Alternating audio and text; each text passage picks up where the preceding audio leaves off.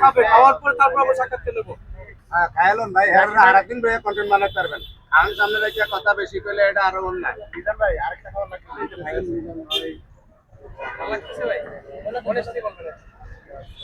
খাবার দিল মানে আমি এর আগে অনেকবার শুনছি, অনেকবার বলছি, অনেকে দেখছি বলতেছে যে শুধু ঝোল দিয়া ভরায় রাখে পানির মতো, এটা সেটা বাস্তবে না এসে খাইলে আসতে বুঝবেন না। মানে এই যে গ্রেভিটা কিন্তু অনেক ঘন। এক অনেকে বলে যে একটু ডাল ডাল দিলে মানে ইয়ে দিলে হচ্ছে বুটের ডাল দিলে, অনেকে বলতেছে স্বাস্থ্য বুটের ডাল দিলে টেস্ট ভালো থাকবে না। এই যে আলুর যে টেস্ট দেখেন, ছোট ছোট করে আলু গলে গেছে কিন্তু দেখেন, চাপ দিব গলে গেছে, এই যে একদম গলে গেছে, একদম সফট। আর এটার সাথে যদি আপনি যদি ভাতগুলো মিক্স করে খান, আলহামদুলিল্লাহ এর থেকে নিয়ামত আমার মনে হয় কিছু আছে।